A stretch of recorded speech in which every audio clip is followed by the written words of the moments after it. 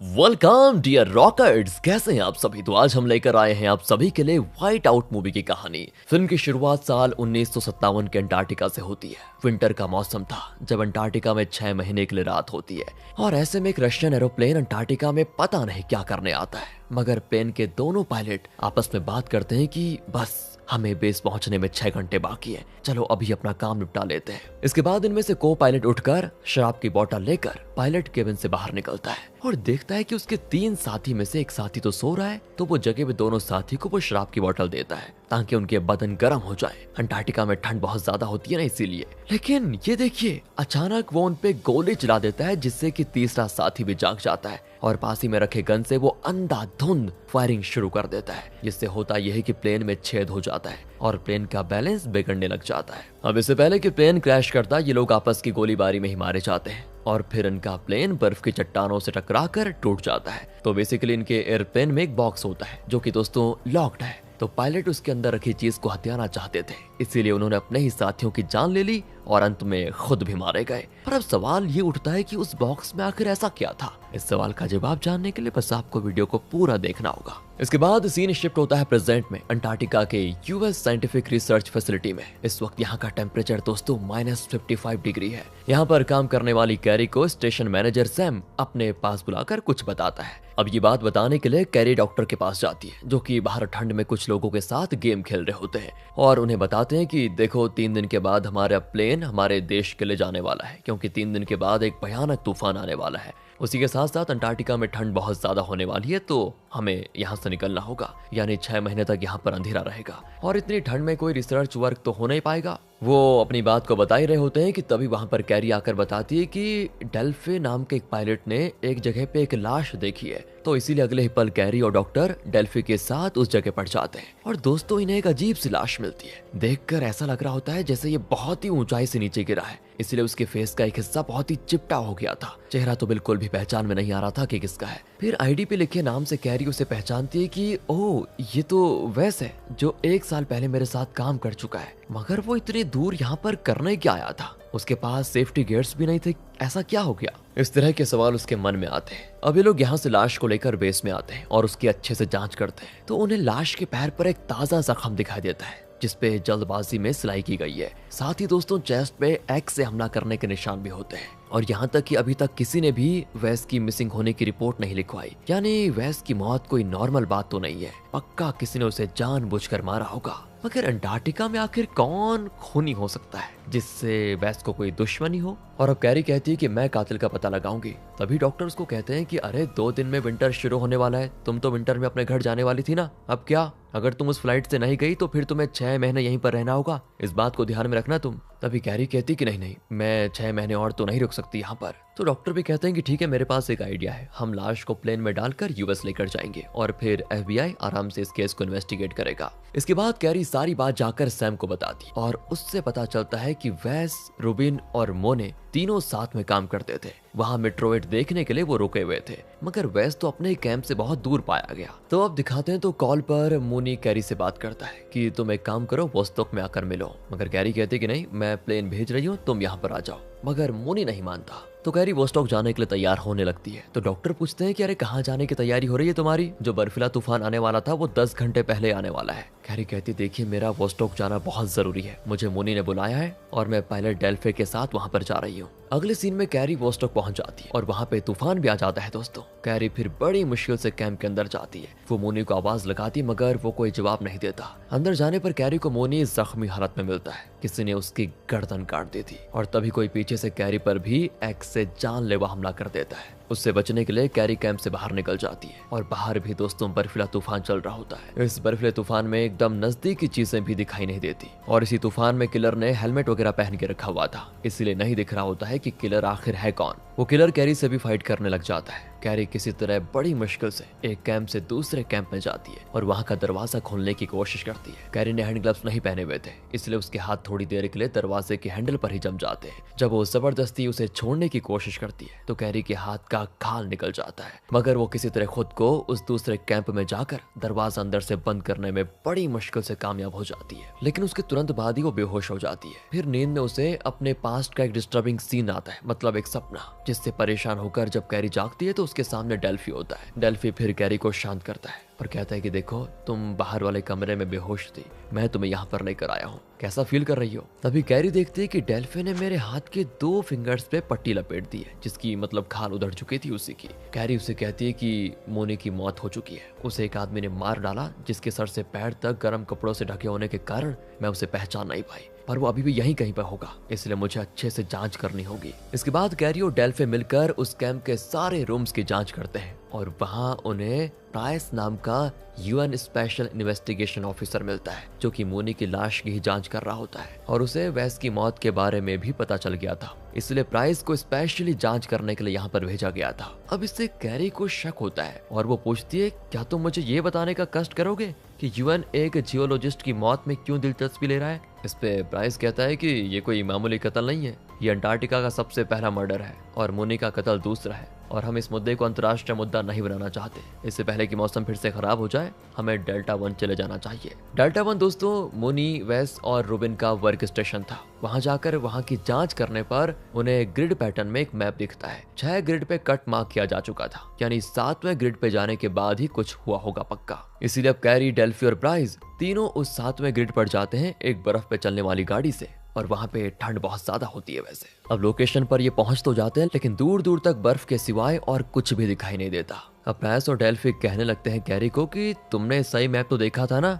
यहाँ तो कुछ भी नहीं है। फिर भी ये लोग पैदल चलकर आसपास देखने लगते हैं कि शायद कुछ मिल जाए, और कैरी कहती है कि यहाँ की बर्फ के साथ छेड़छाड़ हुई है, इस जगह को खोदा गया है और यहाँ से उन्हें जो कुछ भी मिला फिर उन पे बर्फ डालकर छिपा दिया गया है। तभी अचानक कैरी बर्फ के नीचे धंस जाती है। दरअसल वहाँ पे एक सुरंग जैसा बना हुआ था और उस सुरंग में खून के निशान होते हैं दोस्तों। प्राइस गाड़ी से रस्सी लाकर सुरंग में लटका देता है और उसे पकड़कर फिर नीचे उतरता है। तभी इन्हें एक कार्गो एयरप्लेन का दरवाजा दिखता है, जिसे खोलकर ये तीनों अंदर जाते हैं और अंदर की रशियन वोडका को देखकर समझ जाते हैं कि ये प्लेन यूएस का तो नहीं हो सकता। तो दोस्तों ये वही 1957 वाला कार्गो प्लेन है जिसे हमने मूवी की शुरुआत में देखा था। प्लेन के अंदर के लोगों ने एक दूसरे को गोली मारकर खत्म कर दिया था, उनकी लाशें अभी भी यहीं पर है। यहाँ का माहौल देखकर कैरी, डेल्फी और प्राइस सारा माजरा समझ जाते हैं कि जब पायलट प्लेन को संभाल रहा था तो को पायलट अपने साथियों को मारने पीछे गया होगा और 1-2 गोली के बाद उसके साथी चौकन्ने हो गए होंगे और उन्होंने भी बदले में को पायलट पे गोली चलाई। गार्ड्स और को पायलट ने एक दूसरे को मार डाला और इसमें पायलट को भी गोली लग गई होगी, जिसके बाद प्लेन बर्फ में समा गया। पर सवाल तो ये उठता है कि उन्होंने आपस में लड़ाई करी क्यों होगी। तभी दोस्तों इनकी नजर एक बॉक्स पे जाती है जिसका लॉक टूटा हुआ है और वहीं पे ताजा खून भी लगा हुआ है, जो कि शायद वेस का होगा। ताला तोड़ते वक्त उसके पैर में चोट लग गई होगी शायद, इसी वजह से वेस के पैर पे सिलाई लगी हुई है। बॉक्स के अंदर जो कुछ भी था वही लेने के लिए वो लोग आए होंगे। अब वो लोग कौन है दोस्तों, ये आगे पता चलेगा। पर यहाँ पर कैरी को बड़ा अजीब लगता है कि ये सब सुनकर प्राइस शॉक क्यों नहीं हुआ, और जब वो प्राइस को कन्फ्रंट करती है तो वो कहता है कि 2 दिन पहले किसी ने यहाँ की हिट लिस्ट के हथियारों के डीलर से कांटेक्ट किया था और जिन्होंने कांटेक्ट किया था ना, वो इस बॉक्स से मिले 6 कैनिस्टर्स को बेचने का इंतजाम कर रहे थे। पर उन कैनिस्टर्स में था क्या, यह हमें नहीं मालूम। लेकिन 50वीं सदी में सोवियत ने न्यूक्लियर प्रोग्राम में यूज होने वाले मटेरियल छिपाए थे। अगर इस बॉक्स में उन्हें न्यूक्लियर मटेरियल मिला है तो वो खुले बाजार में जाने से किसी गलत हाथों में जाने वाला है। अब ये लोग आपस में बात कर रहे होते हैं कि इन्हें तेज आवाज सुनाई देती है। ये जैसे प्लेन के गेट को देखने जाते हैं कि बाहर क्या हो रहा है, तो अचानक बर्फ का ढेर गिरकर प्लेन का दरवाजा ब्लॉक कर लेता है और ये लोग पीछे हटकर फटाफट अपनी जान बचाते हैं। तो दोस्तों यहाँ फिर से बाहर बर्फीला तूफान चलना शुरू हो गया है। सुरंग धंस चुकी होती है और प्लेन का दरवाजा बर्फ से लॉक। तो सवाल यह आता है कि अब ये तीनों यहाँ पर कितनी देर तक सरवाइव कर पाएंगे,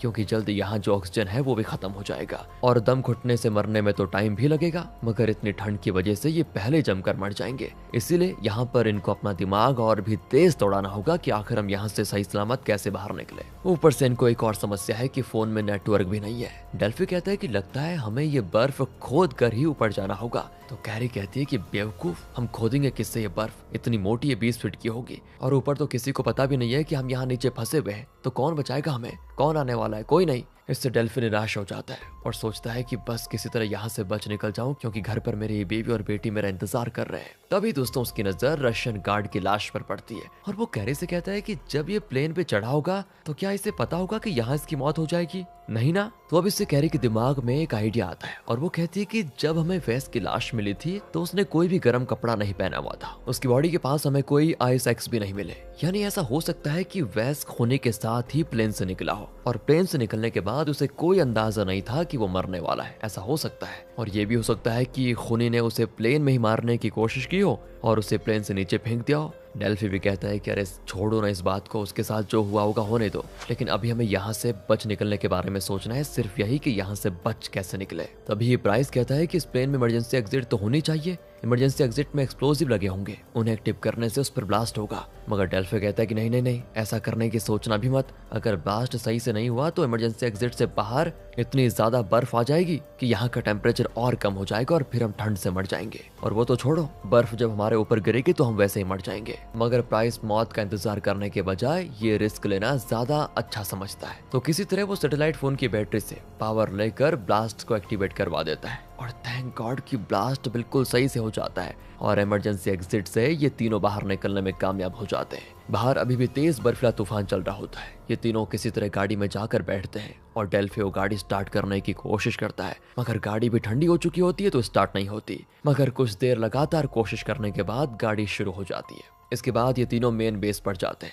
वहां सैम को जब सारा माजरा पता चलता है तो वो अपने देश के सीनेट से बात करके जल्द से जल्द प्लेन को भेजने के लिए कहता है, जिसमें बैठकर यहाँ के सारे एम्प्लॉयज वापस अपने देश जा पाए, क्योंकि सैम अब किसी की भी जान को खतरे में नहीं डालना चाहता। मगर दोस्तों कैरी है कि बस उसे कातिल के बारे में जानना है, तो वो सैम से कहती है कि जब वेस की लाश मिली थी तो वो पूरी तरह से जमी नहीं थी, यानी उसे मरे हुए ज्यादा से ज्यादा एक ही दिन हुआ होगा। इसलिए मुझे डेटाबेस से बस ये इन्फॉर्मेशन चाहिए कि उस दिन उस एरिया में प्लेन कौन लेकर गया था। सैम कहता है कि हम सभी कैंप खाली कर रहे हैं, 20 मिनट के अंदर सब यहाँ से उड़ने वाले हैं, और ये तुम्हारे हाथ को क्या हुआ? तो कैरी कहती है कि मेरे दस्ताने खो गए थे इसलिए मेरे हाथ जम गए थे, बस और कुछ नहीं। फिर भी सैम कैरी को एक बार डॉक्टर से मिलने को कहता है और डॉक्टर जब कैरी के हाथों की पट्टियां खोलते हैं तो देखते हैं कि उसके 2 फिंगर्स बिल्कुल बेजान हो गए हैं। जब वो उनमें सुइयां चुभाते हैं तो कैरी को दर्द भी महसूस नहीं होता। तो डॉक्टर कैरी से कहते हैं कि तुम्हें अपनी ये दोनों उंगलियां अब कटवानी होंगी, वरना ये इन्फेक्शन तुम्हारे हाथ में फैल सकता है। उंगलियां कटवाने के नाम से कैरी बहुत ज्यादा डर जाती है, मगर कोई और ऑप्शन न होने की वजह से उसे डॉक्टर की बात फिर माननी पड़ती है। डॉक्टर कैरी के फिंगर्स को काटते हुए उससे बातचीत भी करते हैं ताकि कैरी का माइंड डाइवर्ट हो जाए। मगर अपनी उंगली खोने का दुख तो हर किसी को होगा ना। जब कैरी अपने रूम में अपनी उंगली खोने से परेशान होती है तो वहां पर प्राइस आता है और कहता है कि मुझे डॉक्टर ने तुम्हारे फिंगर्स के बारे में बताया, मुझे बहुत ही बुरा लगा। वैसे तुम्हें मुझ पे यकीन क्यों नहीं है? तुम मेरे साथ इतनी सख्ती से पेश क्यों आती हो? मैं तो तुम्हारे साथ ही काम करता हूँ ना। कैरी कहती कि नहीं, मैं अपने साथ काम करने वालों पे भरोसा करती ही नहीं कभी भी। तो अब प्राइस जानना चाहता है कि आखिर कैरी के साथ हुआ क्या था, मतलब क्या प्रॉब्लम है, वो यूएस छोड़कर यहाँ पर क्यों आई थी। फिर कैरी अपने पास्ट के बारे में बताती है और सीन यहाँ से पास्ट में शिफ्ट हो जाता है। कैरी कहती है कि मैं और मेरा पार्टनर जैक एक केस पे काम कर रहे थे। महीनों की मेहनत के बाद हमने उस ड्रग डीलर को पकड़ लिया था। इस केस पे काम करते करते मैंने जाने कितने दिनों तक सोई नहीं थी, इसीलिए जैक ने उस डीलर को बेड के साइड पे हैंडकफ लगा दिया और मुझसे कहा कि थोड़ी देर के लिए सो जाओ, कुछ नहीं होगा तुम्हें। मैं भी जब सोकर उठी तो हैंडकफ खुला हुआ था और वो डीलर कहीं पर भी दिखाई नहीं दे रहा था। शायद जैक उसे वॉशरूम लेकर गया था और वो दोनों तुरंत ही वापस आ गए। फिर मैं फेस वॉश करने के लिए वॉशरूम गई। अचानक डीलर ने मुझ पे पीछे से हमला कर दिया। तभी मैंने तो उसे फाइट करके बेहोश ही कर दिया, लेकिन तभी मुझे जैक का ख्याल आया कि पक्का उसको डीलर ने नुकसान पहुंचा दिया होगा। मगर ऐसा नहीं था। वो तो हमारी टीम को कॉल पे ये बता रहा था कि डीलर ने कैरी की जान ले ली और वो डीलर भाग गया। मुझे ये सुनकर बड़ी हैरानी हुई कि मेरा साथी मेरे साथ इस तरह कर रहा है। फिर उसने कहा कि इसके लिए मुझे बहुत पैसे मिले थे। इतना काफी नहीं था कि उसने मुझे गन से शूट करने की भी कोशिश की, पर उससे पहले मैंने उसे शूट कर दिया। उसके पीछे कांच की खिड़की थी जिसपे गिरने से वो होटल के रूम से सीधा नीचे गया और उसका चेहरा चिपट गया। वहीं पे उसका अंत हो गया था। इसके बाद सीन यहाँ से प्रेजेंट में शिफ्ट होता है और कैरी काफी इमोशनल हो जाती है बता के कि बताओ मेरे पार्टनर ने मुझे धोखा दे दिया, भला मैं अब किसी पे यकीन कैसे कर सकती हूँ। इस केस के बाद ही मुझे मार्शल बनाकर अंटार्कटिका भेज दिया गया था। मैं यहाँ पर 2 साल से काम कर रही हूँ। तो फिंगर्स कट जाने से कैरी अपने स्वेटर के बटन भी लगा नहीं पा रही होती है, तो प्राइस उसकी मदद करता है। अब अगले सीन में कैरी को वेस और मोनी का तीसरा साथी रूबिन मिल जाता है अपने ही बेस में। शायद वो भी मेन फ्लाइट पकड़कर यूएस लौटना चाहता है, तो कैरी उसे कन्फ्रंट करती है। तो दोस्तों बताता है कि हम तीनों ही मेट्रोइड्स की तलाश तलाश में गए थे, मगर रडार में हमें जमीन के अंदर कुछ होने का इंडिकेशन आया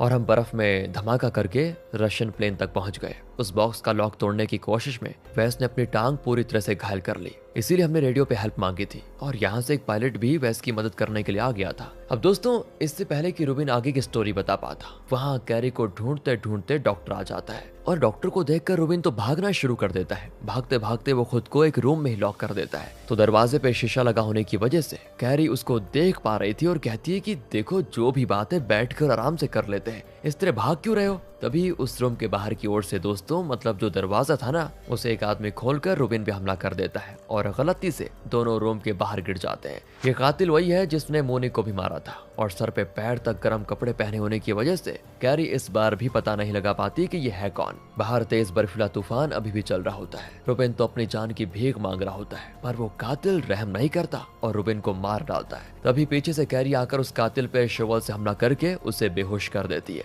और इस तरह कैरी और प्राइस मिलकर उस कातिल को अंदर लेकर जाते हैं, उसके हाथ पैर बांध देते हैं। उस कातिल का फेस रिवील हो जाता है। वो हार्डन नाम का एक आदमी है जो इसी बेस पे काम करता था, मगर हार्डन अपना मुंह खोलने को तैयार नहीं होता कि वो ये सब क्यों कर रहा है और उसके साथ कोई और भी मिला हुआ है या फिर नहीं। तब कैरी को हार्डन पे बहुत ज्यादा गुस्सा आता है, क्योंकि हार्डन की वजह से ही उस दिन कैरी की उंगली की खाल निकल गई थी, फिर उसे अपनी दोनों उंगली कटवानी पड़ी। इसलिए वो हार्डन को अपना मुंह खोलने को कहती है, वरना वो ये भी कहती है कि मैं तुम्हारी सारी उंगलियां काट दूंगी। शुरू में तो हार्डन उसको सीरियसली नहीं लेता, मगर जब कैरी हार्डन की उंगली से खून निकालती है तब वो डर जाता है और कहता है कि वैस की टांग पे जख्म लगने के बाद रेडियो पे उन्होंने मदद मांगी थी, तो मैं ही मदद के लिए गया था और उन 6 कैनिस्टर्स को भी अपने साथ बेस में जमा करने के लिए आया था। वो कैनिस्टर्स अभी भी मेरे सामान के साथ रखे हुए हैं। इसीलिए दोस्तों, पहले तो हार्डन को एक रूम में लॉक किया जाता है और तभी सैम कैरी को बुलाने के लिए आता है और कहता है कि 15 मिनट में प्लेन टेक ऑफ करेगा। इससे पहले देखो, जो भी काम निपटाने हैं उनको निपटा लो। कैरी भी कहती है कि ठीक है। इसके बाद वो हार्डन का सामान चेक करने जाती है और जब वापस आती है ना,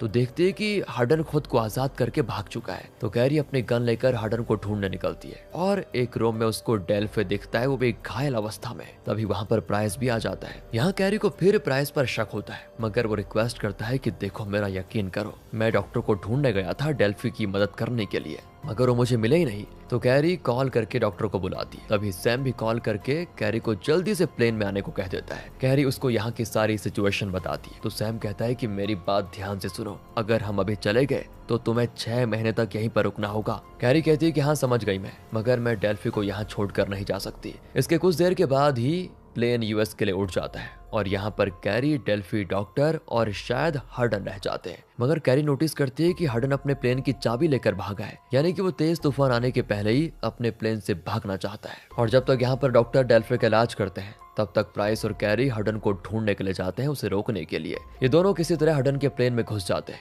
मगर वहां तो हार्डन होता ही नहीं। एक्चुअली वो बेस में घुसकर कैरी और प्राइस को ना बेस के बाहर ही लॉक करना चाहता था। ऊपर से वहां पर तेज तूफान भी चल रहा होता है, इसलिए कुछ भी सही से दिखाई नहीं देता। वो तो अच्छा हुआ वहां पर रस्सियां लगाई हुई थी, उन्हीं रस्सियों की मदद से सब कुछ सही हो जाता है। एक्चुअली बर्फीले तूफान के वक्त लोग अपनी बेल्ट उस रस्सी से अटैच कर लेते हैं, जिससे कि तूफान में उड़ ना जाए। उन्हीं रस्सियों से अटैच होकर कैरी और प्राइस हार्डन को ढूंढने लगते हैं। इसी दौरान दोस्तों, दोनों बिछड़ भी जाते हैं और ऐसे भयंकर बर्फीले तूफान में, जहां खुद को संभालना बहुत ही मुश्किल है, ऐसी सिचुएशन में वो दोनों फाइट करते हुए आगे बढ़ रहे होते हैं। लेकिन तभी दोस्तों, कैरी को हार्डन दिख जाता है। वो उससे फाइट भी करती है। हार्डन तो आइस एक्स लेकर आ जाता है और कैरी पे उसको मारना चाहता है, लेकिन कैरी भी किसी तरह अपनी जान बचाती है और पीछे से प्राइस भी आकर हार्डन पे हमला कर देता है। काफी देर की भयंकर फाइट चलने के बाद कैरी हार्डन की बेल्ट हटा देती है, जिससे वो तूफान के साथ उड़ जाता है, यानी कि हार्डन को ये बर्फीला तूफान कहीं निगल जाएगा, उसका तमाम खत्म हो जाता है इस तरह। इसके बाद प्राइस एक बिल्डिंग का लॉक तोड़कर अंदर जाता है और अपने साथ कैरी को भी लेकर जाता है। वो दोनों दरवाजा अंदर से बंद कर लेते हैं और वहीं पर उनको वो 6 कैनिस्टर्स मिल जाते हैं। कैरी फटाक से उसको खोलकर चेक करना चाहती है कि आखिर इसमें है क्या, पर प्राइस उसको रोकता है ये कहकर कि अगर इसमें कोई रेडियो एक्टिव मटीरियल हुआ तो क्या होगा। पर कैरी नहीं मानती और कैनिस्टर्स को खोल लेती है। वो हो जाती है बिल्कुल शॉक, क्योंकि उसके अंदर से उसे फ्रूट कैंडीज मिलती है, यानी कि इसके अंदर का जो असल माल था वो किसी ने पहले निकाल लिया है दोस्तों।